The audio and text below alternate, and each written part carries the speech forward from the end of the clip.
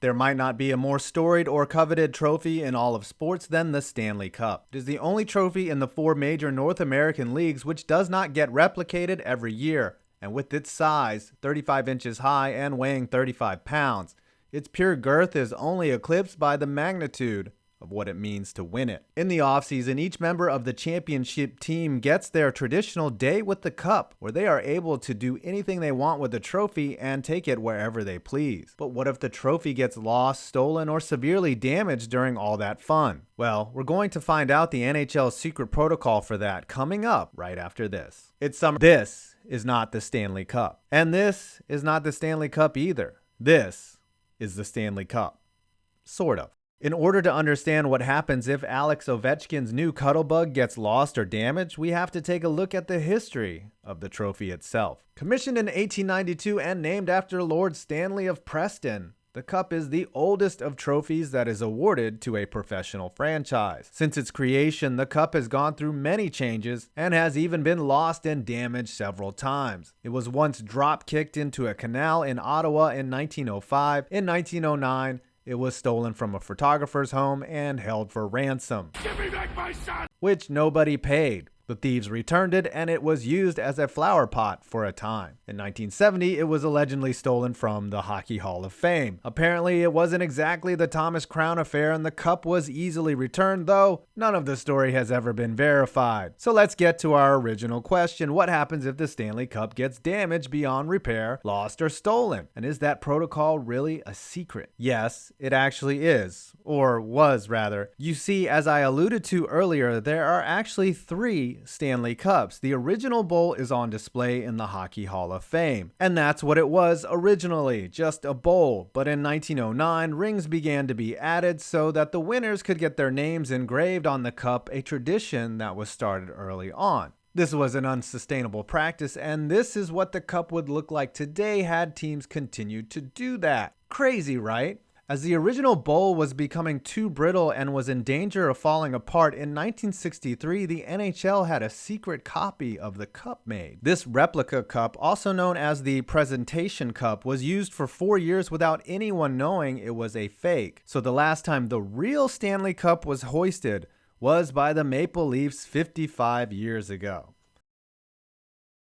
Why did the NHL keep the replica a secret? Because of all the things I have said before. The Cup's vaunted history and meaning. Players and fans alike might not have received the replica so well had they known they were hoisting a fake. With so many high-quality replicas out there, the only way to know that the Presentation Cup is the actual cup is the Hockey Hall of Fame seal at the bottom, which you can see when the players are hoisting the cup on the ice and screaming at the top of their lungs. But even after it was leaked that the cup on the ice is a fake, the NHL made another replica, but this time kept it less of a secret. In 1993, they created a permanent cup, which resides in the Hockey Hall of Fame at all times. There are some slight differences between the Presentation Cup and the permanent cup, mostly having to do with misspellings and the name of Basil Pocklington, a team owner's dad, being on the cup. It's X'd out on the Presentation Cup. It's not even there on the permanent cup. Undeserving people whose names don't belong on it don't get etched on there, even though somehow Tom Wilson's name will.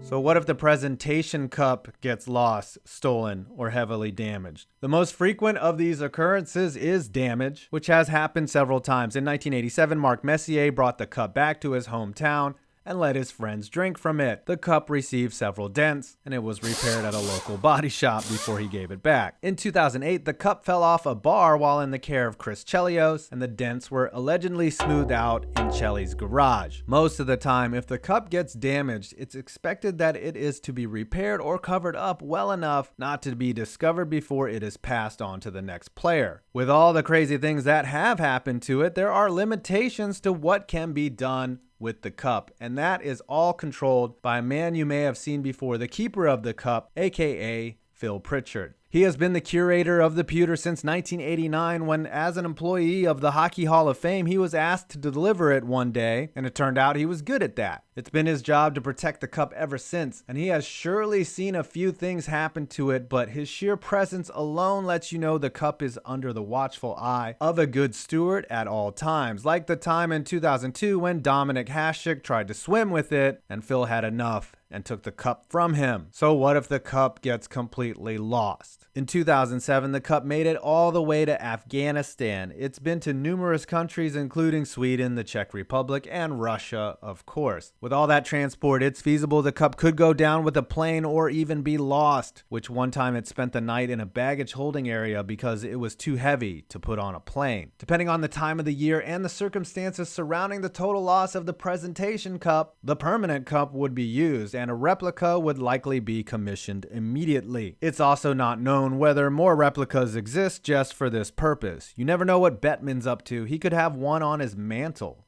Filled with cash, of course. So there you have it. Your whole life is a lie, and the cup you see on TV isn't the real cup. But honestly, I don't think the players care too much. Winning hockey's ultimate prize is an accomplishment, and the Stanley Cup is a beautiful symbol of the tradition and history involved in the sport. Also, if you ever get a chance to touch the cup, you might want to give it a good wipe down before you do. Well, I hope you enjoyed this video. Please leave a like, comment, and subscribe all the way so that you can get notified when I upload a video on interesting topics in the sports world. And don't forget to download the FanDuel app from the link below and use my code BASEHIT10 and get a 20% cash bonus on your first deposit. I'm 5 Points Vids, and you made it to the end of this video.